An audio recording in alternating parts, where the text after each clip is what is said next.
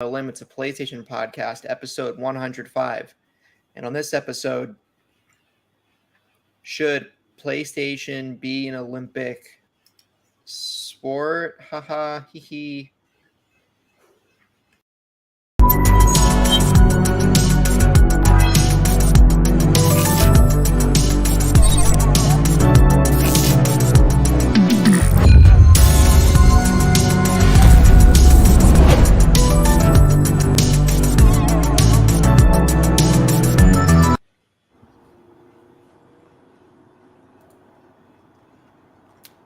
I'm not going to talk.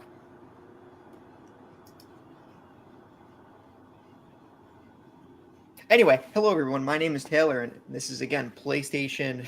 This is PlayStation episode 105. No, this is No Limits, a PlayStation podcast episode 105. I'm joined by my co-hosts Brianna and Sam from Paris, and we're right outside the Olympics. The Olympic, yeah, and in this episode we're actually going to talk about. What are we talking about? Oh, yeah. PlayStation weird, quirky accessories through the years and question burned down. Anyway, remember you can find the video version of this podcast over on youtube.com/SaveTheGameMedia every Tuesday. While you are over there, make sure to subscribe to the channel. If you'd rather listen to audio, we are on all your favorite podcast services. And we would love it if you could leave us a review. If you could leave us a review, it would be so great. I can talk today, can I? It helps us grow, and we would love any feedback.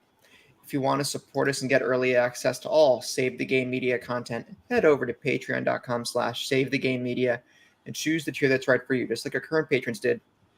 Fabulous Brianna, Brianna's mom, Brianna's brother, Lindsay, Nikolai, Knight, Cypher, Primus, Brendan, Marius, Marks, O'Neill, Lillian, Mimi J, David Harvey, Dave Hart, the Xbox Mansion Pass, Packet Top, Lee Navarro, So Candidate, Ellery Woods, Parker III, Shelby Massey, and Chad. And don't we have more patrons, I think, according to Kev, that I did not update because I'm a weenie?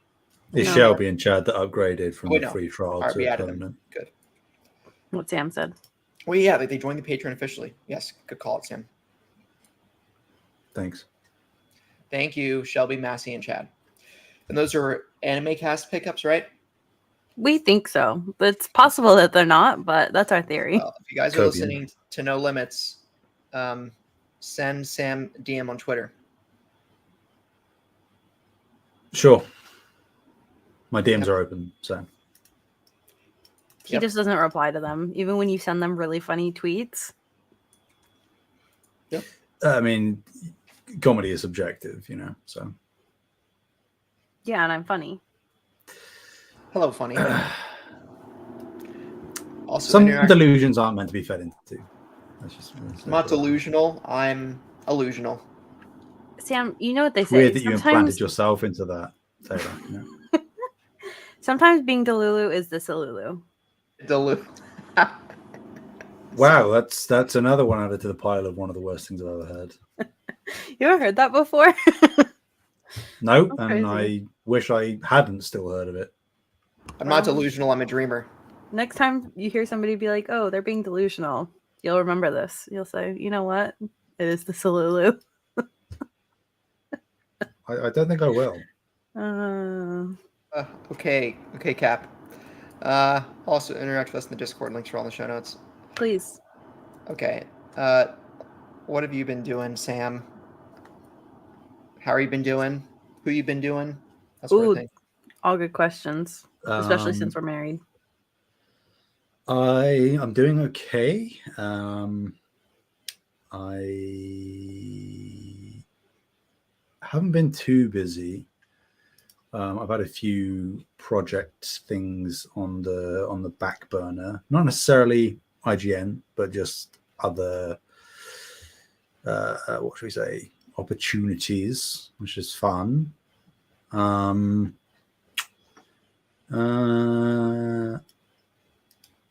a little bit of not a heat wave, but the past few days have been very warm here again, comparative to the rest of the year. So us British people have been struggling a little with the heat. 80 degrees Fahrenheit. Come on. You're speaking. It's 27 Celsius, and you're getting irritable. Unbelievable. Yeah.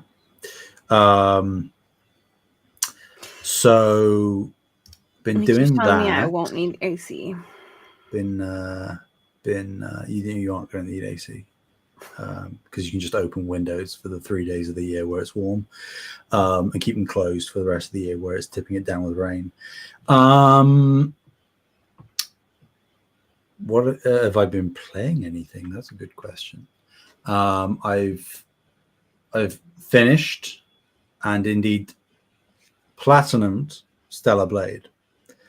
Oh yeah! Did you see So this suit? That's no suit. You must have. I've seen them all, Taylor. I've seen them all. So by proxy, that has inadvertently made Stellar Blade my 300th platinum trophy. Woo! An illustrious honor for a How game is- that I do actually think is probably currently right now my game of the year. Really? Yeah. That's Yeah, all right. not by Astrobot's much. Less than a month, so you're okay. Not by much. Yeah, I mean, it's going to get overtaken by Astrobot almost certainly if Astrobot is as good as it looks. But yeah, I said last week that Stellar Blade was surprising me with how good it is, and that just continued all the way through to the end. I think it certainly got even better right near the end, and there was enough there to incentivize. I mean, I'm a trophy whore anyway, but there was enough content to incentivize me to do a quick New Game Plus sort of speed run, essentially, to get the last ending I needed of the multiple endings that there are available. Yeah, really enjoyed it.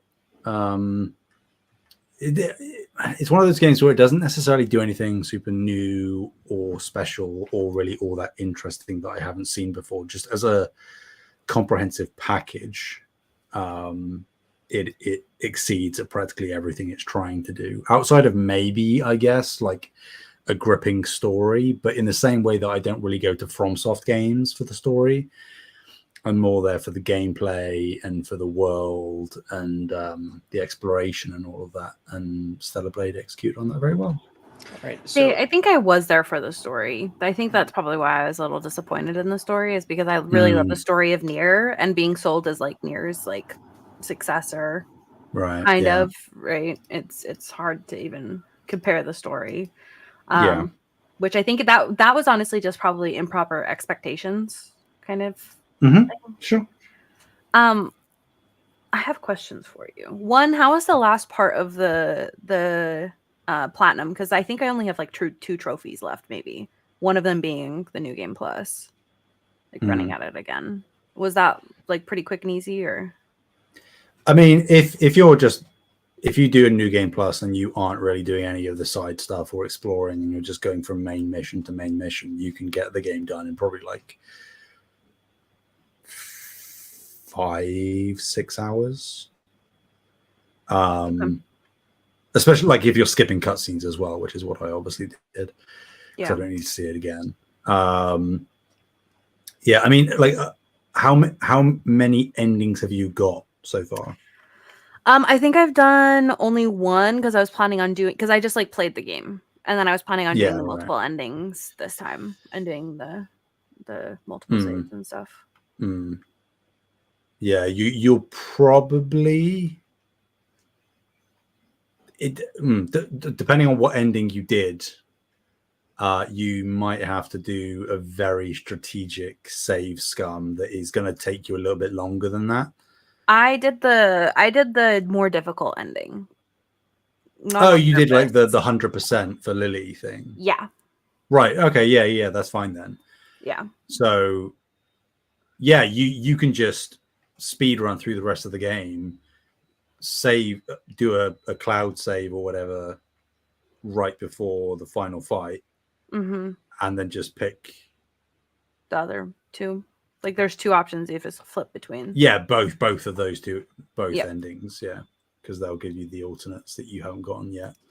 You just don't want to do, or you want to make sure you don't do as you speedrun, which you won't do if you aren't doing side stuff, is don't do side quests, don't pick up collectibles, because those, not all of them, but a lot of them do tally towards that progress bar for Lily, which you want to avoid because you need it to be below full. You can't have it full, or you'll be locked out of the one ending that you're going after. Yeah, makes sense. So, yeah. Speed run, skip everything, don't do any of the side stuff or explore, and you should be good to go. Okay, And you can be sounds done good. with that in 6 hours, 7 hours, maybe. Okay, so now that you've played this game twice through, you will know the section I'm talking about. So the section that really pissed me off is the part where you have to hide behind the cars. Yes. That part pissed me off because it took me, I swear, like an hour, 2 hours just to get past that part. Because I was following the mechanics and it would still somehow like keep hitting me, or like you would have like those enemies that are there. I just really hated that part so much. So I didn't really have too much of an issue. Certainly not with like, because you kind of have to snake round, right? Mm-hmm. I didn't have any issue at all going the first bend and then coming back round. It was when you got to that really iffy section where you have to duck between a couple of destroyed cars that can actually be moved by the explosions, as opposed to all the static like buses and stuff that you took cover behind. That's the bit that gave me trouble, and it was just like one time. And what in the New Game Plus, I managed to sort of figure out how to break it a little bit. One time that I played through it and got lucky on my first run was just that for some reason those cars decided to not move when they were hit by the explosions. Yep. Yeah, that is one of the few sections. I also think, whilst they're cool conceptually, I didn't like die tons of times or anything, but just it didn't execute very well. Was the couple of sections where you're like gliding down the tunnels and you're having to avoid all of the obstacles and like electrified floors and stuff. That I just kept hitting things, and I was like, "Well, I'm trying to slide around the tunnel as it's showing me, but it's just, I just keep hitting things." Yep. And then you're meant to jump over sections onto other sections, but then you oversteer, and it's like, how am I supposed to finesse land on? Sounds like a horrible game. It's I mean, a terrible not. game. It's terrible. It's not. Game. No, Looks really fun. I want it's to a play really, it really good game for no reasons other than it looks like the gameplay is good. Yeah, it's got nothing to do with the boobs, Taylor. Of course, you can lie to yourself. That's fine. What do you mean? It's not just the boobs; it's everything. I mean, it's all sure, but you know, I would say the most prominent feature is probably the boobs. Maybe that's maybe. I think we were wearing different outfits for your preferences, Sam. No, maybe that is preferences. I don't know. I prefer the hair. Ooh, good call. Sure, you keep lying to yourself, Taylor. That's fine. And then the only other thing I've played, which I won't say too much about because I've taken up a lot of air, is Case of the Golden Idol. Which I'd heard lots of good things about, but hadn't really touched. I've had it for a while. But I actually picked up the version on PlayStation that released like in the past couple of weeks. And I've started playing that version. And it's really good. Like, it's really good. Puzzle type games. And this is scratching that itch very strongly. So I'm even more confident, assuming the game comes out, Taylor, I'm very confident that I chose for us as one of our sneaky picks to get the sequel. I remember that. You did? Do you? We have Rise of the Golden Idol on our fantasy. Okay. Schedule for this year, cross our fingers. Cool.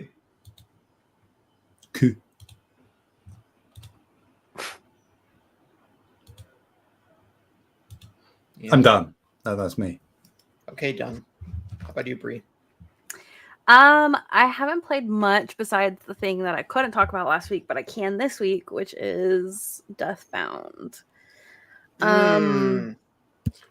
I played Deathbound for a review for Save the Game Media. And yeah, that was a thing.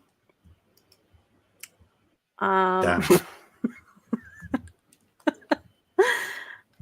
You should go watch my review. It's only like 8.5 minutes. This is like your boss saying, "I do well my performance review, boss," and they said, "Just go look at your performance review on Workday, and then we'll talk." Yeah, go look at the performance review on. I already had a hard enough time making the performance review, so. It was a game. I think that they had some incredibly interesting mechanics that I am extremely sad did not pay off. So they were doing a lot of really cool things with the Souls-like genre. And yeah, just didn't quite make it there. Unfortunate. Yeah, I honestly, I say this in my review too. I honestly think it was like a lack of either time and or budget. That kind of, because a lot of the stuff that is like not working with the game is stuff that with enough time and or money would be really easy to fix. So yeah, it just makes me really sad. Because I was really pretty gung-ho about this, but that's okay. I still loved that I had the opportunity to play the game.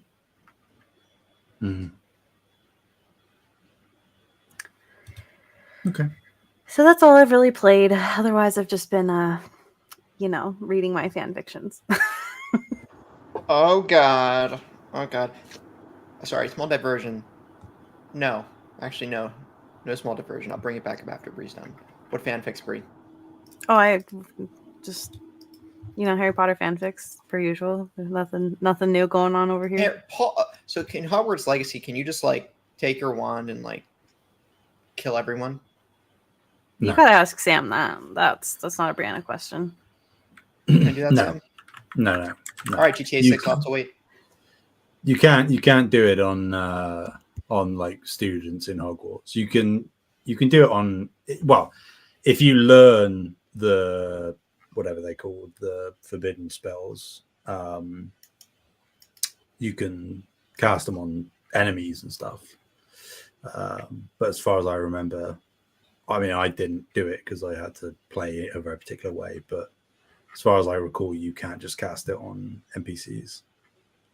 Or if you do, it has no effect. It just sort of knocks them down and then they stand back up and they walk off. Okay. Dang. So it's like those Skyrim NPCs where you can't really get rid of them. Pretty much, yes. I mean, there was one point where any companion I had, there was maybe a 40% chance I would unrelenting force them off the top of High Hrothgar. Yeah. I should do that with an unkillable mob somehow. Maybe I'll do it to one of the Greybeards. The Greybeard boss. What's his name? I forget. Yeah, you can try to get me to remember that, but there. All right. Anyway, so for me, I intended to play Astrobot yesterday. I didn't. Sorry, Astro's Playroom. Astrobot is an unreleased video game. But I updated my PlayStation. We talked about this. We can't play this game. I can play it. I'm playing it. I'm going to play it. I swear, this week I'm playing it. And I got my PlayStation back up and ready. It's probably been like 6 weeks since I turned it on. Yeah, and I'm gonna be doing that. I also still need to order 1886 is $10 on PSN until August 14th, so I need to buy that. My game plan is Astro's Playroom, Astrobot, Dragon Ball, Sparking Zero when it comes out in October, but also I want to play the original Red Dead Redemption for the first time. For the first time? I played some of it back when I was little, but I forget it. So it's like I have like 4 hours in it. And I dropped Red Dead 2. That sounds about the amount that I played Red Dead Redemption. So like I'm gonna play Red Dead. Red Dead 1's my goal for this year to play. People tell me it's good, man.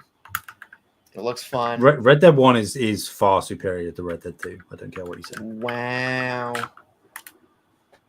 Okay. I do remember really enjoying the it's not called bullet time, Deadeye mode. Mm-hmm.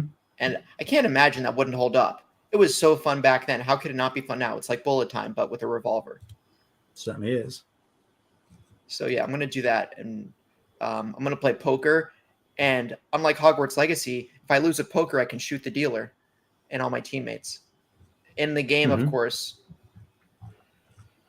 Okay. Anyway, yeah, and that's the thing in Red Dead. If you don't like the outcome, just take out your revolver and say, "I have a revolver." And then is that how the game works? Yeah, but there's also a fame, right? There's a fame. They call it fame system, or like a good and bad karma system, effectively. Yeah. So, Sam, have you done an intentionally? So, if you intentionally have horrible karma, does that change any endings, or just makes you prone to getting stomped on by cops when they find you? Yeah, like there is only one ending to the game. I mean, right. It's a pretty famous ending. I'm not going to say what it is in case people don't know, but it's I'm gonna play Undead Nightmare 2. Anyway, pretty famous ending. So because Red Dead 2 is a prequel to Red Dead 1. Yeah, the only things that it affects is it does make like the cops send out like posses to track you down and attack you, and you'll get like worse deals when you go into a store at a town or something. So would they just include it to deter you from being a horrible person in the game? That's the only thing I can think of. No, I think it's I mean, I guess like by proxy, yes, but it's more just trying to play into the fact that if you act as an outlaw, it would make sense that you are going to build up a reputation and have people trying, out to get you, and that wouldn't be as welcoming to you in peaceful places like towns. So yeah, I guess it's more just like it's kind of like Renegade in Mass Effect, where if you want to play the bad guy, you can, and it doesn't. I guess Mass Effect is a bad example because it does actually affect things quite specifically, but in the sense that you can do what you want, but there are just minor consequences that will make gameplay more difficult. But of course, the trade-off is that if you want to be a good guy in Red Dead Redemption, that means there are some things that you aren't going to be able to do, even if you have the impulse to do it, because there are a whole lot of really awful people in that world that do awful things in front of you. And if you're trying to be like the altruistic good guy, you can't react, you can't intervene at certain points. So it's up to you. Yes, you can. So like, right, if you're like 80% good and then 20%, if there's like, I don't know, a wife beater in front of you, I'm just going to kill him. Sure. Yeah.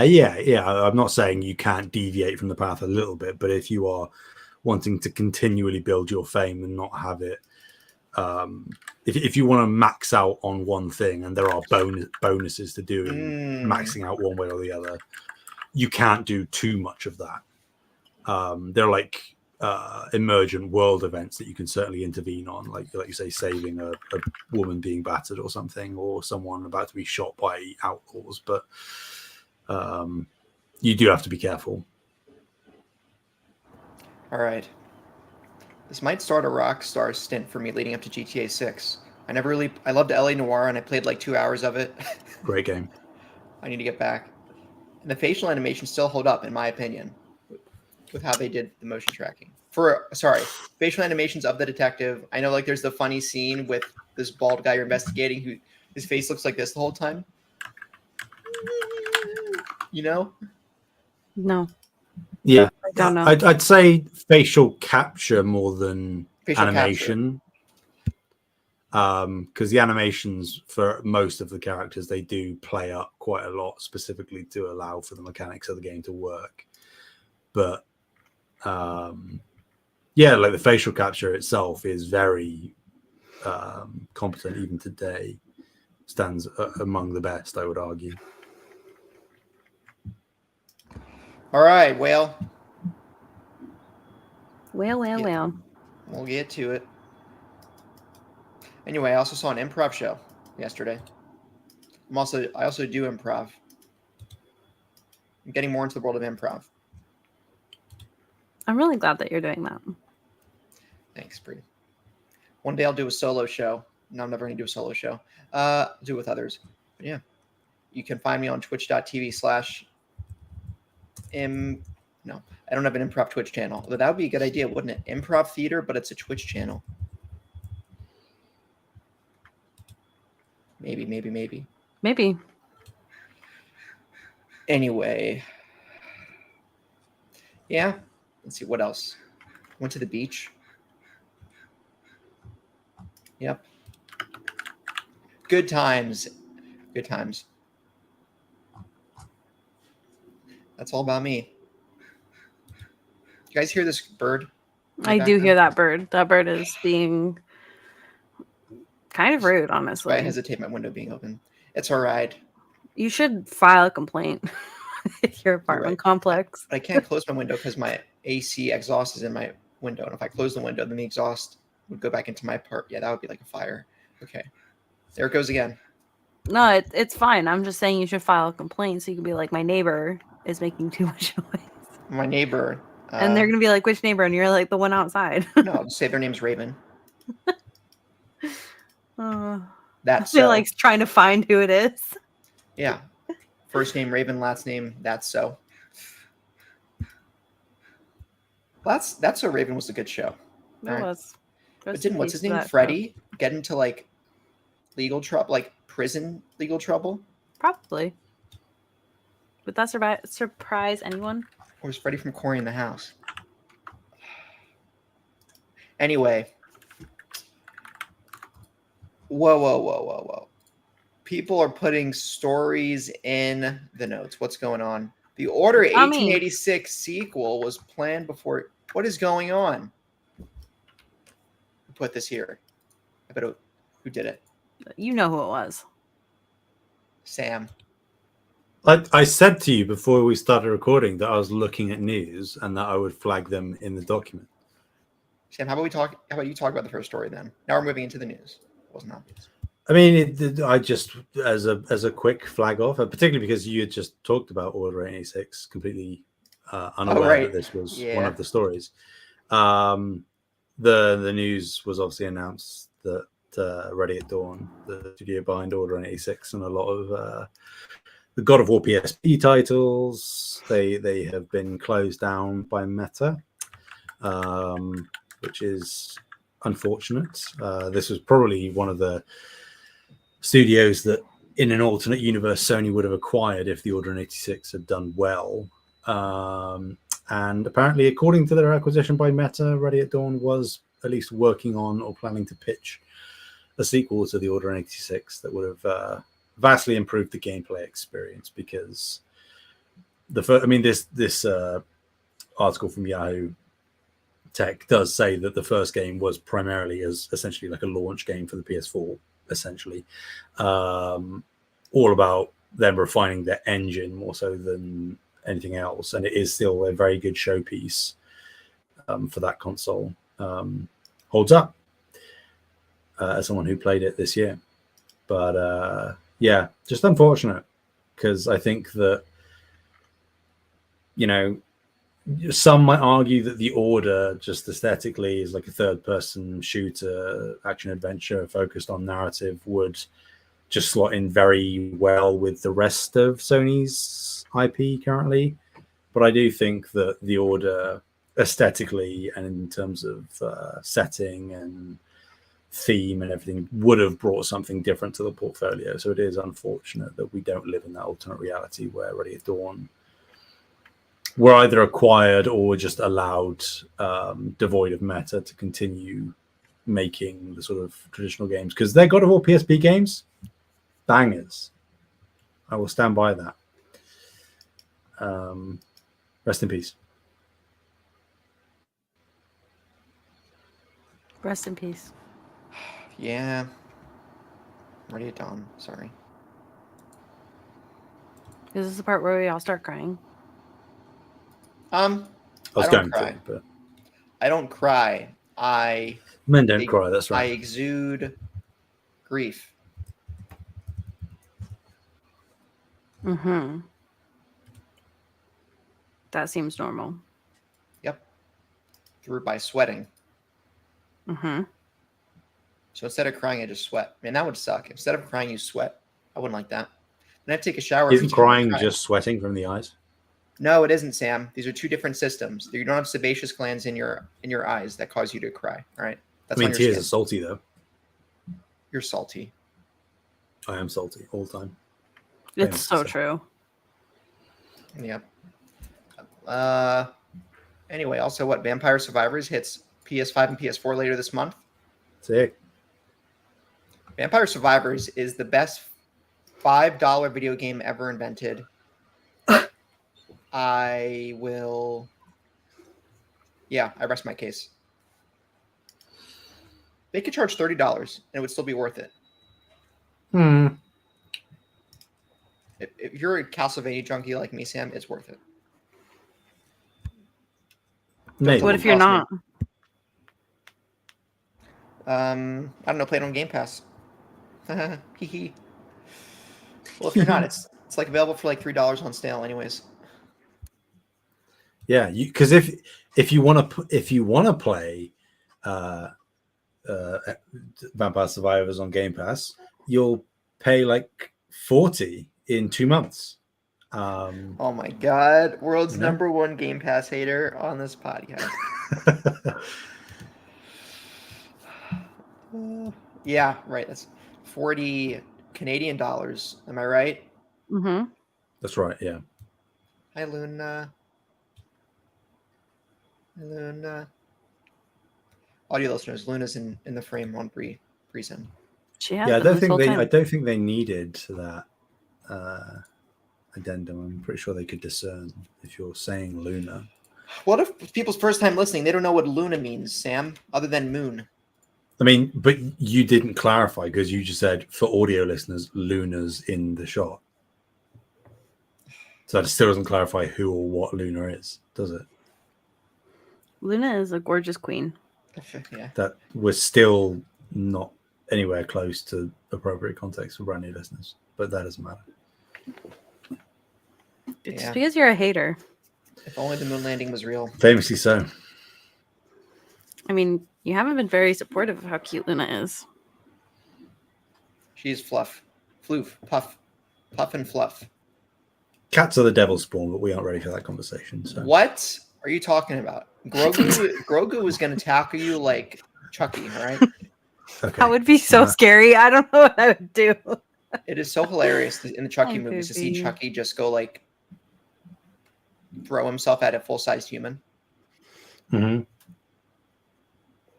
Swearing as he does so. We're almost at spooky season. There's so many spooky movies I haven't seen yet, guys. Anyway, this isn't a horror movie show. This is a PlayStation show. Okay, this week I suggested if we go over funny PlayStation peripherals because they're funny and burn down our list of questions because we have a lot of questions that we never get to. And at least I know when I'm listening to a podcast, I usually want my question answered on the show in which I ask it. And I think we have questions that are probably like several shows delinquent. And so finally giving question askers the day of light. The day of light, the light of day. Yeah. We're doing a rapid fire. Rapid fire. Yep.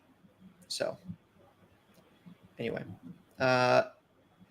so I wanted to do this because I think PlayStation is more quirky historically than people might realize. Like the PS4 post like 2015 is when on hardware for the most part PlayStation went pretty, I don't know if stagnant's the word, status quo. right? It's the console, and then still experimenting with VR. But things like PlayStation Move, the Eye, the like effective. I forget the full name of it. PlayStation's Super. What was the SNES Super light gun? Not light gun, but super thing over the shoulder. I don't know what you're talking about. It was the Super Scope. Like PlayStation effectively had their own version of the Super Scope. Some really interesting things, and I feel like a lot of people don't know about them. I think it's cool. And I wanted to talk about it. So yeah, I have a little list here, and it's a short list, but yeah. So starting in 1994. So and this comes to us from. I used article here from PocketLint.com that goes over a broad overview of PlayStation hardware over the years. I thought it had a good description of the stuff I wanted to talk about. So in 1994, and with that's when the original PlayStation 1 launched, and there was also the PlayStation mouse. 2-button left and right mouse button mouse that was Japan only, and it was notably used for point and click games. So yeah. Consider PlayStation's Mario Paint device. Sure. Yeah. The amount of strange peripherals in general for PS1 specifically are ridiculous. Yeah. There's a lot of stuff I didn't list here, but yeah, of course. Tough. What? The double tap. Yep. The Pocket Station. Got that. Did you own all of these, Sam? No, not even slightly. Toph was about to lay on top of my keyboard and probably end the recording, but she didn't. Sabotage. Good. Yep. We're going to have to restart the whole episode all over again. No chance. Sam's favorite. Yeah, Toph's favorite. Anyway, also we had in 2007 on the PS3, we had the PlayStation Eye, which was effectively a webcam and player tracking tool which actually predates Kinect, which I think is kind of funny. Obviously, as a partial response to at least I think the Nintendo Wii's success. The Wii didn't have a camera, but it had the sensor bar.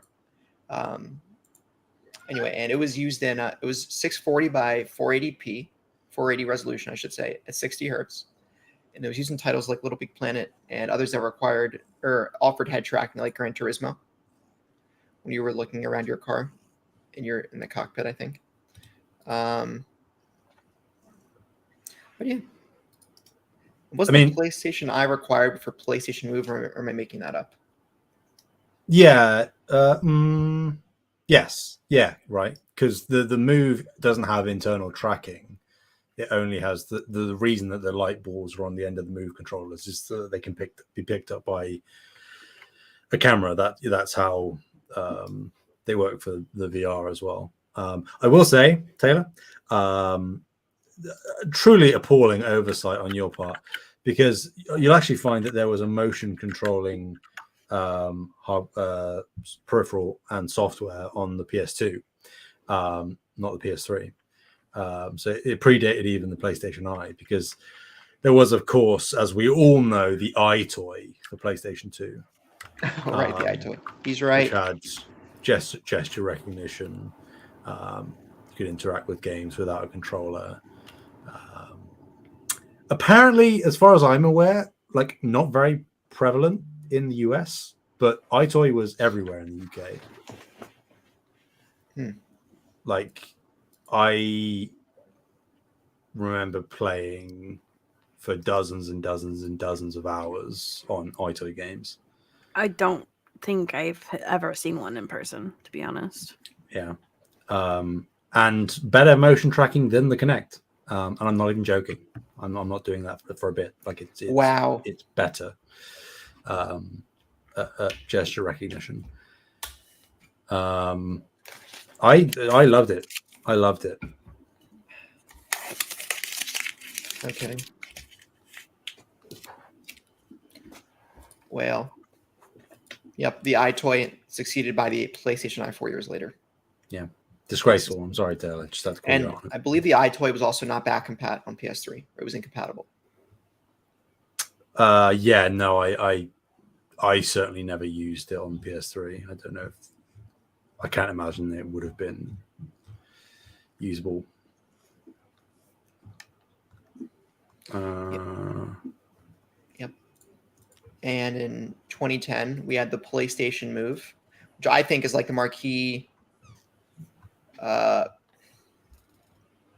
should say the standout peripheral that Sony ever introduced up until PSVR.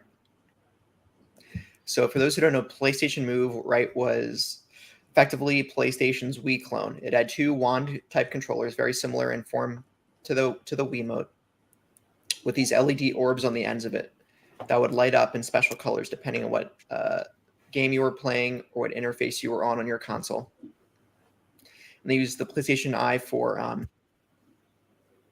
tracking, and also they would eventually be used also for PSVR later, 5 years afterwards or 6 years afterwards. Mm-hmm. And the Move launched with Sports Champions, which was again a Wii Sports clone, but SOCOM 4 and Killzone 3 were highly promoted titles for the technology.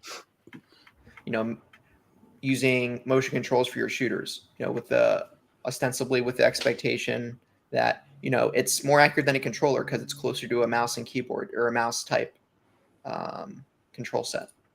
And I forget what the name of the peripheral was. PlayStation. I'm searching it now. Super Scope, but what is it? They had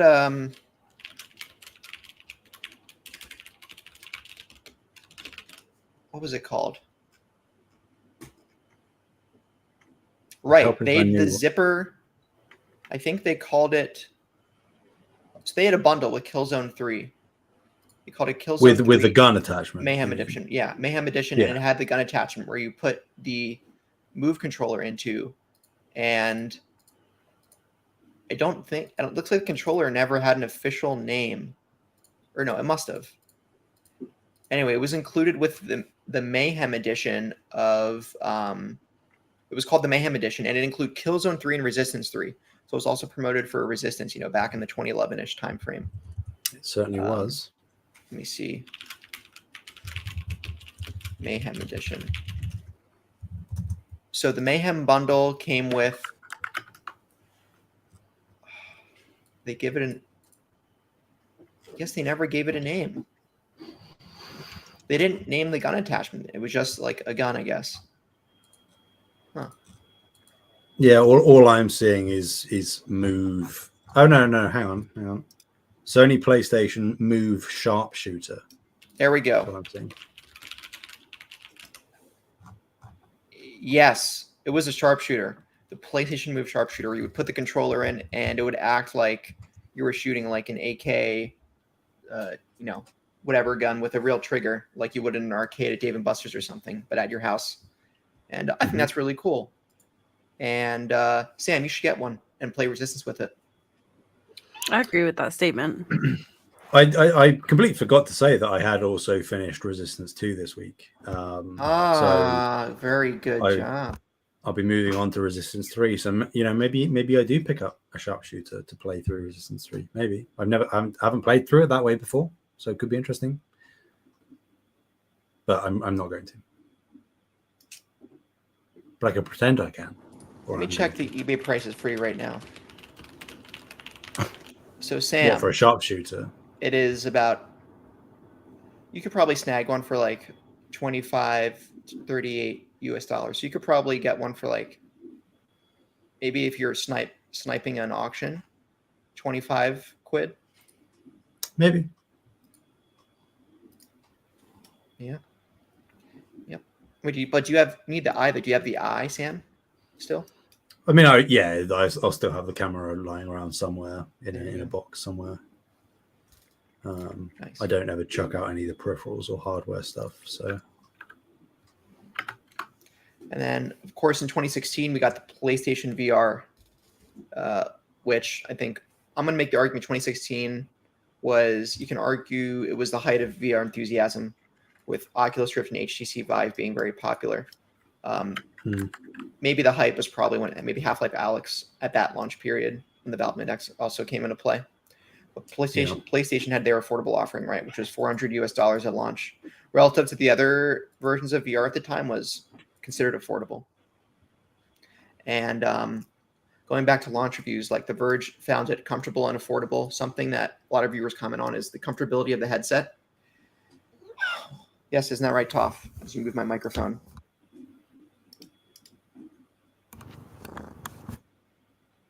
As she keeps moving my microphone. And they used the PlayStation Move controllers were utilized. The wands were utilized for,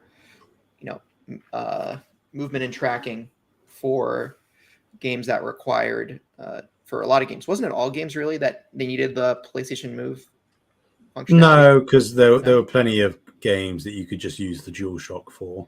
Or you could also use your controller. I guess you couldn't use just the headset, right? You need some. No. You need some kind of that's the case on all VR platforms. Yeah. Right. Because they used for the in the same way that the Move controllers with the light balls on top were used for tracking with the camera. The light bar on the back of the DualShock 4 is what they use to track the controller if you were using that. For things like what was it called? Like Trover Saves the Universe, the Squanch Games first title, things like that. Yep. Right, and some notable titles. I guess there's a lot of them, but Beat Saber was obviously probably the most popular, but Astro Bot Rescue Mission, maybe the most critically acclaimed title. And I defer in my notes. I have deferred to Sam because he was a big PSVR stan. I had a PSVR too. I just barely got rid of mine. Oh wait, I forgot about that, Bree. Defer to Sam and Bree because I never had one. I stand by it that in the grand scheme of things, like you say, in terms of the VR space, not only has both versions of the headset been affordable comparatively, affordable is a subjective word, but you know what I mean. And also tech-wise, actually pretty competent and right up there among the best in terms of the actual tech inside the headset.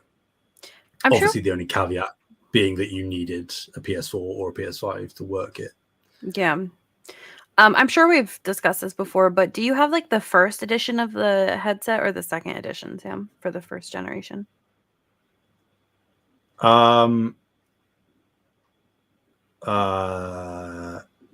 think I had the first, because the second had like some fix, like for there was something additional on the cable or something. Yeah, so the cable was a lot thinner, so it was easier to move around, and the like headset wasn't as heavy and stuff like that. So they like were able to. And wasn't there? I might be misremembering. Wasn't there?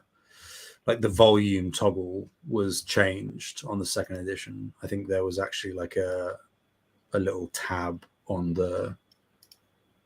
Was there, or maybe I'm thinking of something else? It's definitely possible. I personally had the first edition as well. Yeah, so I was just curious if you had the same edition as me or the other one. My mom had the second edition.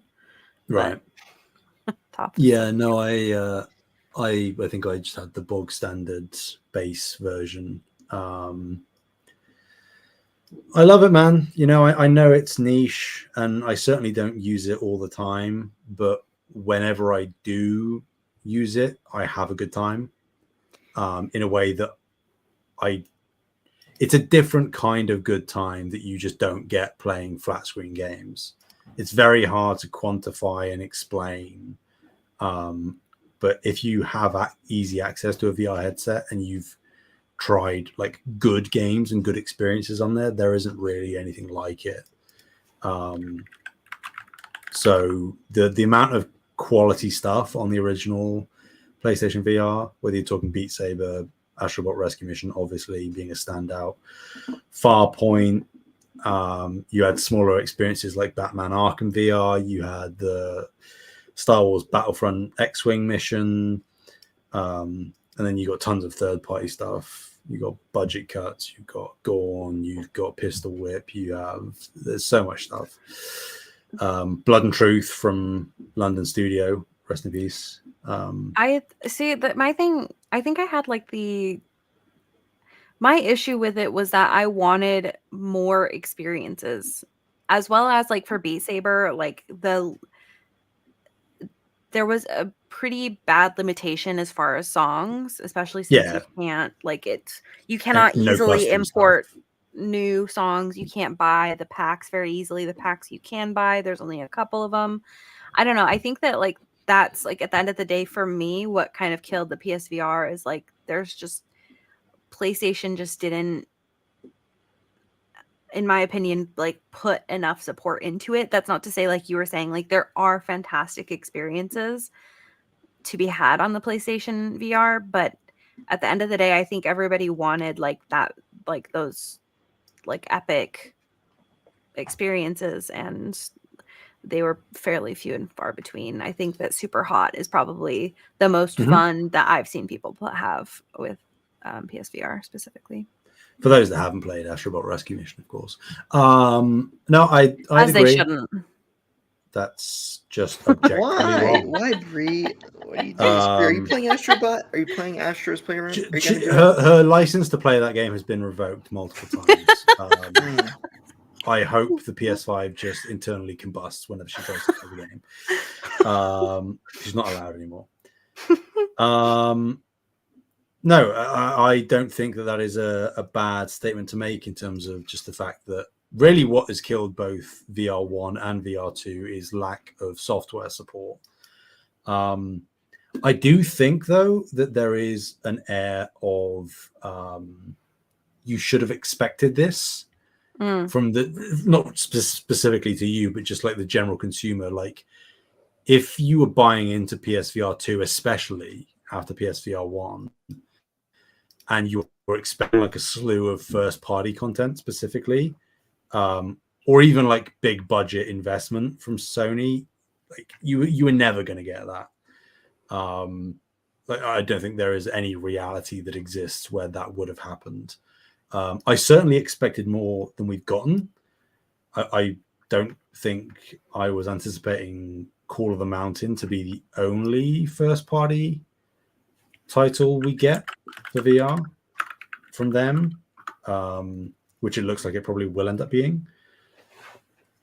But yeah, like I obviously bought PSVR 2 relatively late. I didn't buy it at launch. I thought about it, but I didn't.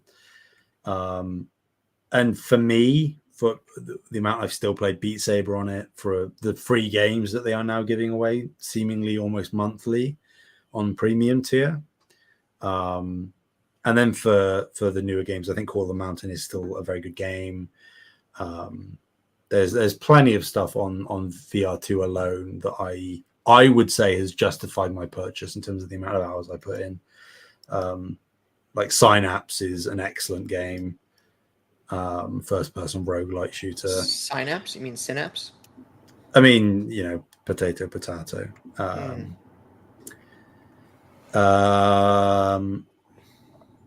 Yeah, it's strange. Doctor Strange, even. I mean, when they allowed First Contact to shut down, who did the Firewall games, which is one of like the prominent VR titles on PSVR, that gave you an indication. And obviously now we've lost London Studio, which London Studio were always the peripheral support studio. They did SingStar, they did all the iToy games, they did a number of stuff for the PlayStation Eye, and they obviously did PlayStation VR Worlds for PSVR 1. They did Blood and Truth.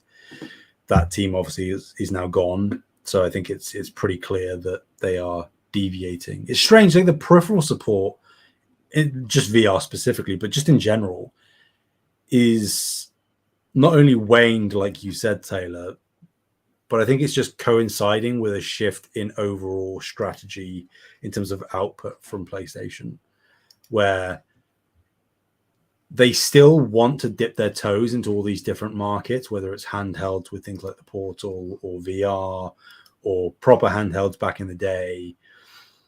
But at the same time, their first party portfolio is becoming bigger and bigger budget, higher quality blockbusters, which runs antithetical to the kind of software support specifically that you would need to sustain these kind of more niche products. And like, to Sony's credit, they have tried to do decent enough second and third party support for VR, but it's certainly not up to any kind of cadence or click that would make investing in one like an automatic recommend for people. I think if you are interested in VR and you have the finances to allow for it, I would still say it's worth it, because there are, like, even just like Before Your Eyes, which is a game I played this year on VR, is one of the most like profound and impactful things I've ever experienced. I heard it's gonna make me cry. Yeah, I've seen it on Steam. So like, to have those kind of experiences and to be able to access them, I do think there is something special about that. And I'm glad that PlayStation has tried in the space, at least, and has given me the outlet to do that. But yeah, I don't know what the future holds for them in terms of peripheral support, really. It's certainly waned in recent years. But I think just Sony as a company, I don't know that they'll ever fully back out of doing these strange peripheral things. Because I think they're just an experimental company. They just like doing these things. Yeah, I would agree with that. And I don't think there's anything like wrong with like experimenting, like with some of these peripherals and stuff. Like, I think that some of them are successful and some of them aren't, and even the ones that are successful are probably destined to not be around for very long. So, you know, why not have fun with it? And I mean, like, considering how poorly the VR2 must have sold, it's not copium. I do think that some credit needs to be given to PlayStation in the fact that they haven't just like fully ceased support entirely.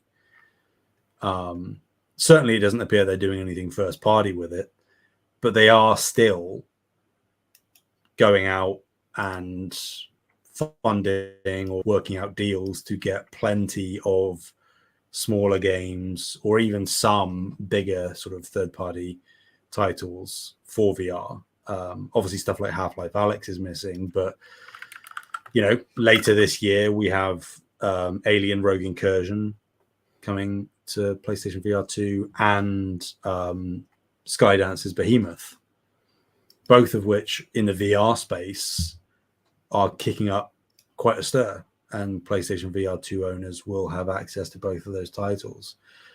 So I am happy that despite how poorly it must be doing, they aren't just fully throwing in the towel. They aren't necessarily going to be manufacturing tons of new units because they're trying to just shift the stock that they already have. But they aren't just saying, you've got the existing library, we aren't really going to put any money towards getting new content for the thing. They are still, in some small way at least, continuing to allow new experiences to reach those that have invested. So as someone who has invested, I do have to give them some credit for that. But only a little. Only a little. What? I was never expecting Astrobot, the new game coming out, to be VR compatible. I thought there was a chance, and I think we have talked about that. It's VR compatible, and I just missed that. No. I think you just weren't listening to me just then, Taylor, but that's okay. I did say I was never expecting Astrobot to be VR compatible. No, I heard that part. So it's not VR compatible. Okay, when you say someone says I was never expecting this to happen, that oftentimes implies that it did happen. So you weren't quite. You must have just not allowed me to finish my point, then, Taylor. All right. I was never expecting it to be VR compatible, so I wasn't disappointed when they announced that it wasn't VR compatible. But the fact that there isn't even just a port of Rescue Mission from VR1 to VR2 is very strange to me. I mean, it can't be like that different that it would be like a huge deal to port, right?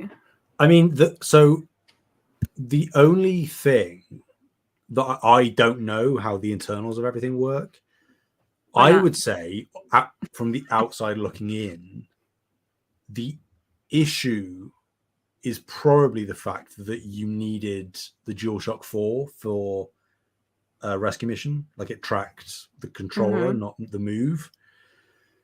If it was the move controllers, you could probably just tweak that to make it the PSVR 2 sense controllers instead of the move. I can't see that would be too difficult. Yeah. But because the Dual Sense doesn't have a light bar, I don't know that there is.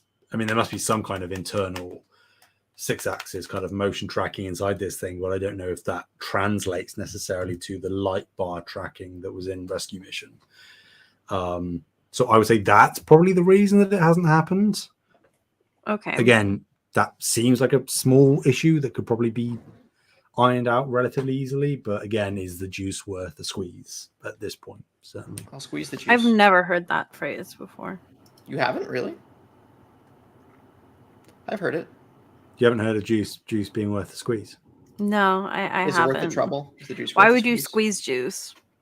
Juice is You already Well, no, squeezed. to get the juice. it's suggesting is the amount of effort and pressure you have to put in to squeeze the fruit enough to justify, or sorry, the juice that you get from the fruit, is that enough to justify the amount of force it takes, the amount of effort you have to put in to squeeze the fruit to get it? I see. In the same way of, yes, could there potentially be a workaround for Team Asobi or PlayStation in general to port Astrobot Rescue Mission over to VR2? Maybe. It's possible, surely. But is it worth what they would get out of it? Probably not, because there isn't a massive install base and they couldn't sell it full price, I don't think. Okay. So cost versus reaping what they sow, kind of, yeah. I'm glad that we explained that. You're welcome. Thank you. Mm-hmm.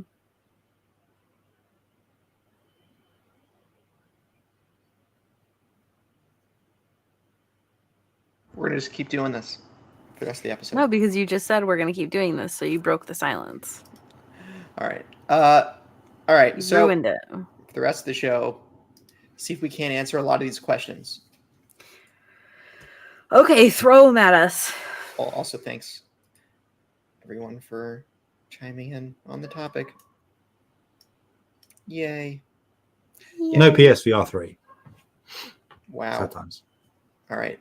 How about Nintendo Labo, but it's PlayStation Cardboard VR? Huh? Maybe. That was an interesting time. It's only like 6 years ago. It feels like 10. Yeah. Nintendo just put their name on some cardboard. It's weird. It's true. They said, you guys can play with cardboard. Isn't that so cool? And everybody was excited. It was cool. Maybe Xbox should do that. That's what they already do. Oh They my have something God. to play. You guys are... Come on. Come on. It's just all these Xbox haters. God. They just make it too easy, Taylor. That's All right. Well, They make it so easy to be a hater. It's so true. Kyle asks, how come the level of player skill in terms of FPS, I assume he means first-person shooters, seems so low? Oh, this is because he was irritated when he was playing Concord that people were so bad. I'm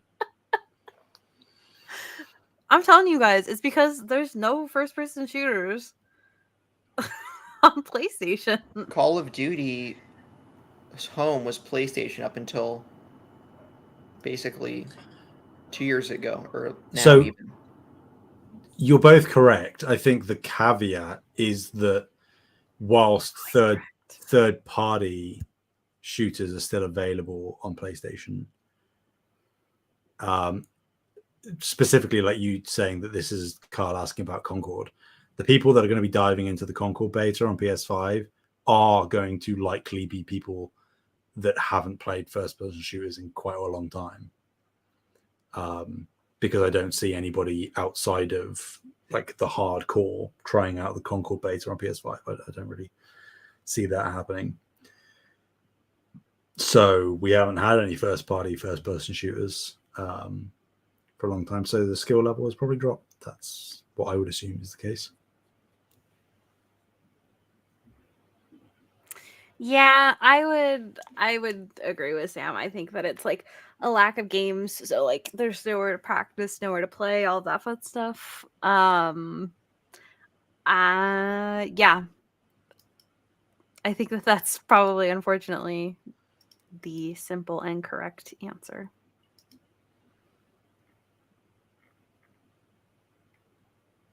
They should just bring back Resistance, is what we're basically saying. And Killzone and SOCOM. No, we can just do Resistance. Just Killzone. do I want one Killzone and do back. it really well. Do an FPS Jack and Daxter. What are you even talking about? Can't do that. I just want Jack and Daxter. What do you shoot? Do you shoot them out of a cannon or something, like Mario 64? No, yeah, you fire them into the gas, sun obviously. so that we never have to have another Jack and Daxter ever again. Thank you very much. Those games are so My God. good. Only the first game is good, That's not true. and Jack X. That's it. Okay, that's not true. I will accept also Daxter, maybe. But Jack 2, Jack 3, throw them in the bin. I'm about to throw you in the bin. Some people Go like for it. that, Bree. That's so true. Yep. Knowing Sam, he Like- probably would like being Like thrown if away. She-Hulk threw me into a I'm brick not wall. going to bite on that bait. Oh well. It was worth I the don't cause. know if I can pick up any person.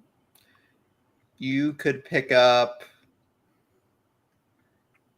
Okay, no, that would be an offensive thing to say. Never mind. Yeah, let's let's restrain ourselves, Taylor. All right. Okay. Ty asks a lot of questions, and him and Sam like writing novels to each other in Discord. It's correct. so true. Yeah. So they ask, how much of a blunder is the PSVR 2? I feel like we kind of already answered that. So I'll move over to the next one. Mhm.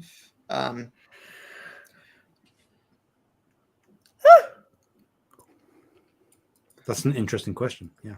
Yeah, good question, Bree. I enjoy Concord, but I also think they say, quote, I enjoy Concord, but I also think it should be delayed and its pricing structure overhauled. Numbers do not lie, and even in this open beta, it's not seeing enough engagement that signals success. My 2 cents, given this, my 2 cents is to push this to early 2025 and use the time to polish and better communicate.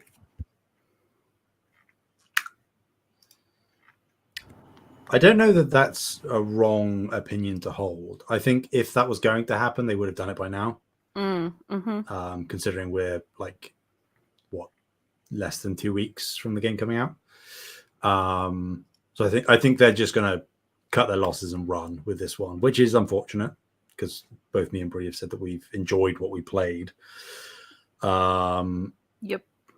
I don't disagree though. I think that in a reality where this was not even necessarily delayed to next year, but just delayed towards the end of the year, in that barrel holiday that Bree keeps going on about, and I don't know, like a full shift to free to play, because I think that might be a bit of a slap in the face to people, but you can maybe figure out something where the pricing structure changes slightly, and for those that have pre-ordered the game, they either automatically get the super duper version with all the gubbins, or those that pre-ordered the super duper version get some additional in-game benefit or bonuses. I don't see them going free to play prior to release.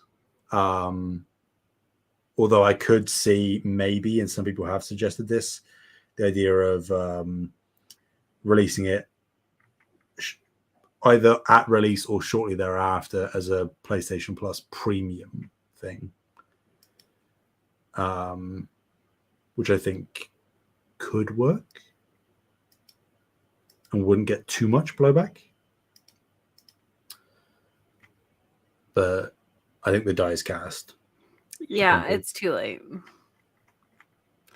That's not to say that, like, because if you're like, not to say that I think that the launch will be a total failure because that's what it's going to sound like when I say what I'm going to say next.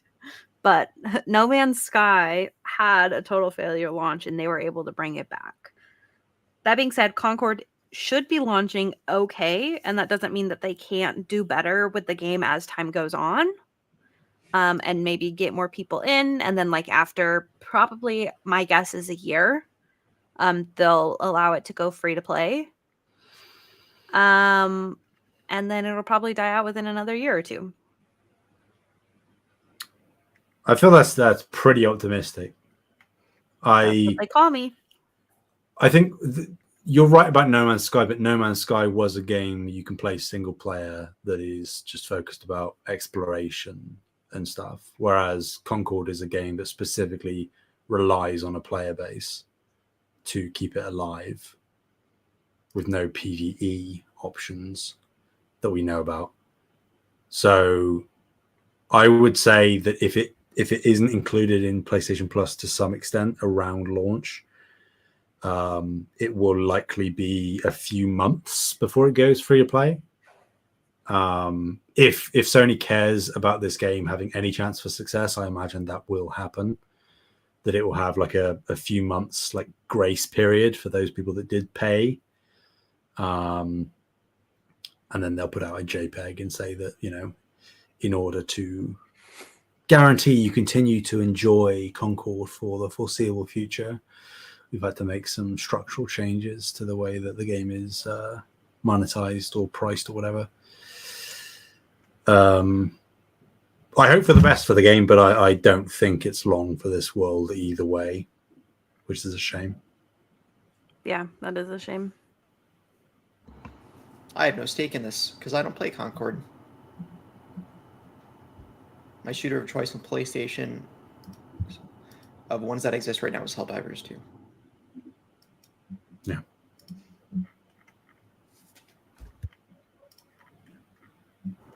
Yeah. All right. R.I.P. Ty also asks, given the fact that Xbox has been doing their own thing for a while and PlayStation is clearly the winner of the console war, disagree here, Nintendo. But anyway, between the two, yeah, true. Does PlayStation change their approach? Do they need to be as aggressive as before? Should we expect a new PlayStation to match the current environment? They don't change their approach, and I think they'll have a new PlayStation no later than 2027. That's my take, because they keep selling a lot of consoles and Xbox. It's just not comparable with the amount of financial success the two platforms have against one another. So if I'm PlayStation, if it ain't broke, when we did talk about, right, the unsustainability of like $200 million AAA games. So maybe that's a pivot I think everyone needs to make that's factored into it. Or at least PlayStation needs to make. But outside of that, I don't like what was previously, right, a 10 to 20 hour experience or 30-hour experience will now be maybe 5 to 15 max, depending on the title, for a lot of games. It would still be like the marquee cinematic games, just smaller ones.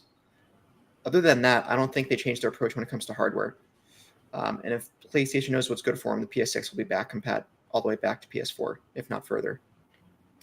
But that's my take. I would certainly imagine practically fully backwards compatible. And by backwards compatible, I would like rope into that the digital backwards compatibility stuff they're doing with PlayStation Plus. Because I imagine that initiative will just expand as the years go by, where, you know, the rumors now of native PS3 emulation is on the cards. We've got PS2 recently. So I think that they know that is something that Xbox does have the upper hand on currently. And I think if PlayStation is smart, like they have been recently, if we're being honest, they've been slowly but steadily creeping into that space more. And if you have the full access to PlayStation's backwards catalog, I think that they'll just be dominating in yet another niche of the space. So But yeah, in terms of like changing a general approach, I don't think they're going to switch up too much outside of varying the scopes and potentially by proxy genres of games that they explore, which we're seeing this year with Concord and Astrobot. So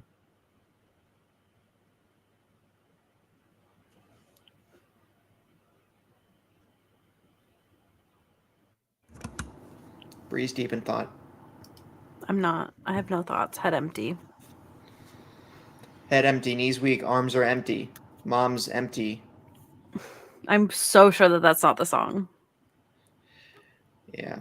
I would have been very impressed if you had popped out that song, though. Arms spaghetti. Do you know the Pastafarian prayer? What the hell? What? That's what we used to say before we would go out for marching. is this a tangent we need to go on? Yeah. You know? All right. Sorry, as Canadians would say, sorry. Sorry. No, sorry. That's what Canadians say. Like saying Sorry. like George Soros. Sorry. All right. Sorry. Anyway, Ty also asks, if the new Astrobot game does well, can we see Sony start to prioritize more platform or family-friendly games? I hope so. Don't think it's going to prioritize them. I think that they'll just make more Astrobot and maybe get one other franchise going in the roster. I would call I don't that think they're going to have like prioritizing. 5 franchises in the roster, though. So No. It's a higher prioritization. It's not the number one priority, but it is a higher priority than it was before. I think the argument can be made easily that if PlayStation does what you're saying, Bree, that's what that action is reflecting. Because like one thing that I've thought about, and I don't think many people have suggested, is that like our generation and up, so by the up I mean the people that are invested in the console space, have the nostalgia for the brand and the ecosystem because of the way that we were introduced, which more often than not for most people are these platformers and mascot games and family-friendly stuff that are more catered towards children. And PlayStation, as of late, well, most people actually outside of Nintendo have veered away from that and are doing that less and less. So I think that if they're trying to capture the next wave of audiences, as much as they might not be as sort of platform specific gamers as we used to be or still are or whatever, younger generations could do with those kind of games that could maybe help capture them and then build up the next wave of nostalgia in the same way that we see all the Astrobots in Astrobot and we're like, oh, it's that character. Mm-hmm. It would behoove and benefit Sony to do that again. And that can only happen if they continue to invest in those kind of, not necessarily specifically platformer or family-friendly games, but those more smaller, child-friendly experiences. That makes sense to me. Yeah, I think that the thing is that like with games that aren't, because there are games that are like straight, like this is 100% for kids, like the games that Sam Platinums, but Have a Pig Baby. There are some games that are like, yeah, this is a kid's game, but like it's clearly also for adults to enjoy kind of thing. And I think that that's like in my opinion, like a really good place for any game company to like hang out in, right? Because it's like you get the money from the adults and the kids and they get different experiences out of it. It also gives it replayability. Like let's say that you're a kid that plays something, you come back to a game 5-10 years down the line and you're like, wow, I still love this game and I'm getting something different out of it, you know, stuff like that. Yeah. So it's kind of like all of the studios, even if we're just talking PlayStation specifically, all of them like matured along with us, right? They sort of veered away from the Sly Coopers, the Jack and Daxters, the Ratchet and Clanks to an extent. Obviously, that's still around, but less of a priority. mm-hmm. All of those things, even Crash Bandicoot with Naughty Dog, and Jack and Daxter, I guess. Well, they all like matured and they did Last of Us and they did Ghost of Tsushima and they're doing Spider-Man now. And Spider-Man is obviously a bit of a different thing because that will attract any kind of audience. But I think by maturing, they kept us close to their hearts because we grew up with those games and now we're seeing them mature along with us. But a new, again, younger child might still love the Last of Us's and the God of Wars and the Ghost of Tsushima's, might still love those games, but to have a game that they can play at a very young age that clicks with them, that isn't and hasn't been present for a very long time. So I think that is why you are seeing gamers of a younger age be less fanatic to one platform or another, or more dedicated or loyal to one platform or another, because there aren't necessarily the specific experiences outside of the Fortnites and everything, which you can play anywhere, that specifically cater to them on a tangible, meaningful level anyway.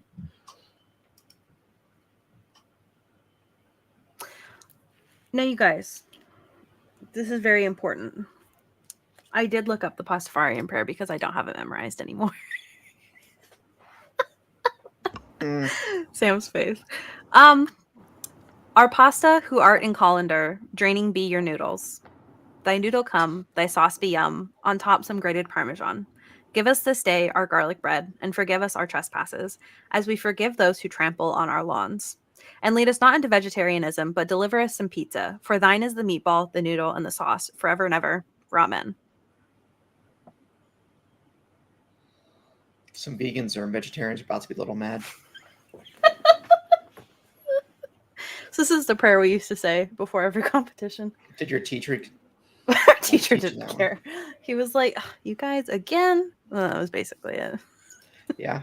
Sam would have the same reaction. Anyway, Ty also asks if the partnership with Lego in place. Let's jump down to Luke lore. All right. Let's jump down to Luke lore. Ty's got a battery of questions. We've had a lot of them. Luke lore, shout out. Luke runs the Xbox Expansion Pass podcast, which is diametrically opposed to Sam Haney.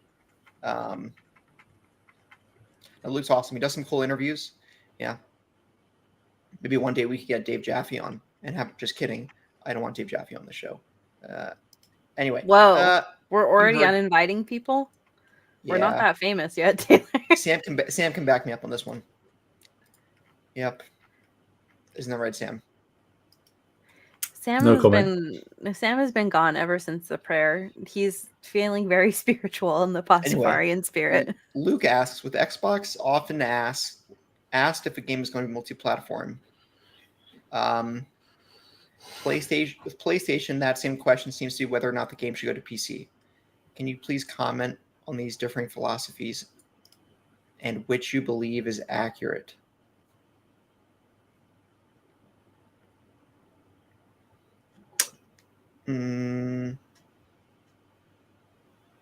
Which is accurate?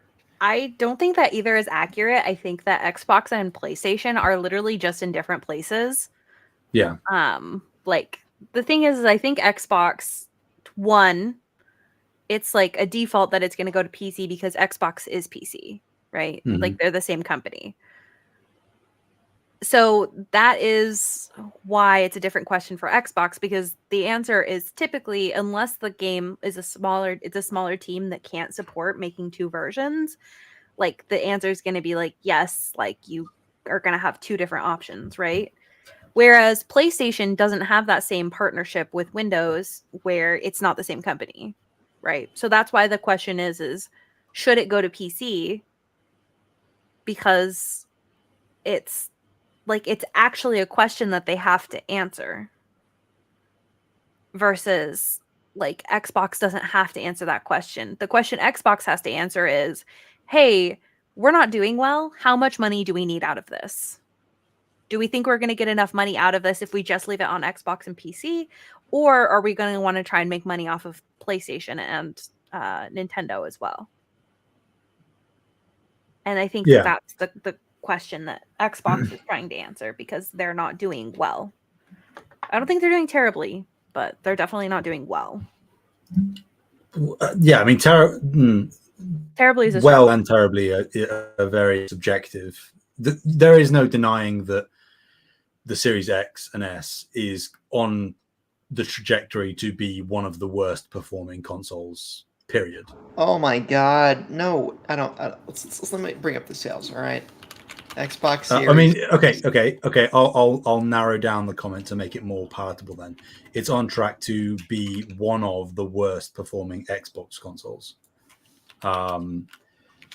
It's trailing behind the One and the 360. I'm not sure about the original Xbox. It is trailing behind. It only sold 28 million units.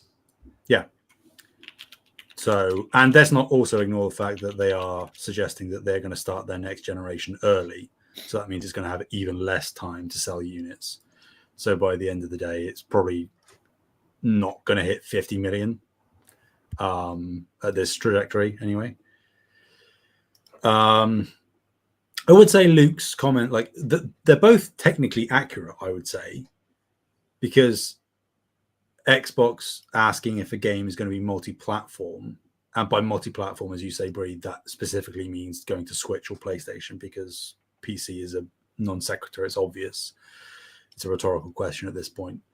Whereas PlayStation does need to decide for certain games whether they should port a game on an individual basis, dependent on genre, etc., whether that should go to PC. Or I guess the question now more recently is, when should it go to PC? But like you say, Bree, that's because of like whether people like it or not, it's just because of the different market positions that both companies are in.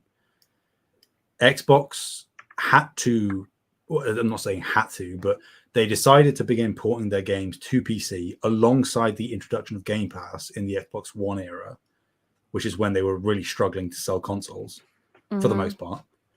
And now the Series consoles are doing even worse than that, alongside them buying up multiple publishers in an attempt to claw back mindshare. That's obviously not working outside of monthly active users and just general profits from software. So that then forces them to do the multi-platform stuff on Switch and PlayStation. So there is a causality that you can kind of follow. This led to this, and then this is worse than that. So there would inevitably be another consequence. I think both, but people get caught up in the console war of it. Either way, both sides are going to win, because PlayStation, they will maintain their market dominance in the hardware space, which is where they want to be. They can port their games to PC, whether it's day and date or not. And they can just continue like the inertial success that they're seeing this year, where they're not really porting anything massive blockbuster wise, but they're still selling very well, both software and hardware. And Xbox, whilst the console and the hardware side might ultimately suffer, collapse, die, or just be a very, very small niche of the company, they are positioned in a place where they will continue to see success. And if all you care about is Xbox games and not necessarily having to play them on an Xbox, then you also have nothing to worry about. So both will win, and they're going for different strategies because of their market positions and just objective financial realities for both companies. Yeah, I mean, I think it's safe to say that, like, if the situation was suddenly flipped, let's say, like, I don't know, like 10 days from now, all of a sudden something crazy had happened and Xbox was doing like incredibly well, PlayStation wasn't doing so well, then I think it'd be a different conversation completely, right? It would be more of like a, hey, is PlayStation gonna like bleed over into Xbox? Is PlayStation gonna be selling more PC copies? Stuff like that. It's just simply like them trying to make sure that they're making their money. Yeah. And like, again, to be transparent, like following your line, Bree, that absolutely would be happening. If Xbox was leading right now because of the Bethesda purchase and the ABK purchase, and for whatever reason, hardware sales were through the roof, and as a result, PlayStation was down, or even just doing moderately okay, but in comparison, were paling, which is what we're seeing with PlayStation here and Xbox here. If that was flipped, PlayStation would objectively have financial obligations to do day and date PC at the very least, if not begin porting some games to Xbox. So like if the shoe was on the other foot, the case. It would be the exact same situation we're seeing here, but it's just that's not what the foot the shoe's on. The shoe is on this foot. So Xbox is having to do things to sustain itself, and PlayStation isn't. And it's just the reality of the situation. You know, you can't change the facts, and those are the facts. Yeah. I feel like we're a broken record. Getting kind of tired of talking about all this, but it's still relevant. It will always be relevant, Taylor. Nope, until Xbox goes away. Well, maybe you should just ask them to rip that Band-Aid off, you know? Can Steam buy Xbox? I'm not sure Microsoft would be okay with that, but... I guess. Did you hear the rumors that Valve is developing Half-Life 3 and they found like white sands and all this stuff? And I'm so excited. There's rumors that we could even, if that is legit, we could be hearing something about it by the end of this month. So, you know how much money that they were gonna make just by releasing Half-Life 3? Bree, you don't understand. I've been waiting for Half-Life 3. Taylor, Just let me back up. Some people have been waiting for 20 years. I think I do understand. You don't get it, Bree. I still haven't played Alex though. So Taylor's just not like the other girls. Yeah, you're right. PSVR 2 can now be used on PC, so let me borrow your PSVR, Sam. Maybe we get Left 4 Dead 3 as well. God, no. I mean, sorry. Yes, that would be nice, but I'd rather have Half-Life 3 a million times over. I mean, sure, yeah, but I'm just saying that if they are doing a Half-Life 3, that opens the door to a Left 4 Dead 3 as well. Bree, have you done Left 4 Dead 2 mods on Steam Workshop? All right, Luna. When you make the Portal 3, please. When you make the witch in Left 4 Dead 2, the SpongeBob quote saying, "Am I ugly?" I have not done that, no. Or you make the hunter. I don't really mod stuff. No, like these aren't even mods you have to put in folders. Like it's literally a Steam Workshop on Steam's interface. And if you think it looks cool, you just press add and it gets added to your game. Yeah, I'd have it. The only thing I have is Gary's mod. Hunter comes out and says, "Cookies." I can't believe you guys woke Luna up. Sorry, you're wearing headphones. Yeah, I don't know how she woke up. She just all of a sudden was like, That's okay, Luna. Yep. I still need to watch the movie Gaslight. I need to watch the movie Long Legs. We don't need to go down that road because you could name practically any movie in existence, and you need to see Taylor, it, so. are you gonna come watch this movie with me? What's it about? It's the Nick Cage movie. I love Nick Cage. It's a Nick Cage horror movie. Does Nick Cage play the killer? I think so. What's with him doing like he had also What's with him? Period. Peg was like renowned. That was bad. Really? That's great reviews, Sam. Yeah. How could it be bad? It was bad. Sam, how can it Mandy be bad? is good though.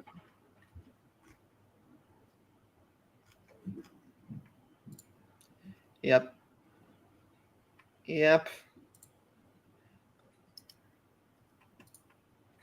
Wait, what? Nick Cage's wife is 29 and Nick Cage is 60. Seems normal. Yeah, it's normal. Anyway, I think that'll do it for this episode. That went all different directions. So thank y'all so much for listening. You can find us on YouTube at Save the Game Media. And don't forget to check out our Discord. Links are in the description. Also, I forgot to mention, thank you to all listeners for all your questions. We love you. Please submit more, and I'll try to get them answered in a more timely manner. Taylor will try. And yeah. Find us in the Discord. Where can people find you other than the Discord, Sam? Anywhere and everywhere at Sam Heaney, Heaney. How do you spell Sam? ZHUMYJEL. All right. This is some B Zodiac message. 4 Okay. He did say hashtag H. So slash H. Yeah. semicolon. Anyway, what about you? What about you, Bree? you, you can find me at Fabulous Brianna, FABULASTBREANNA. Sweet. You can find Taylor? me on PSN at Mr. Carter 9, MrCarternine, or on the Discord. And so yeah. Until next time. Bye-bye. Bye.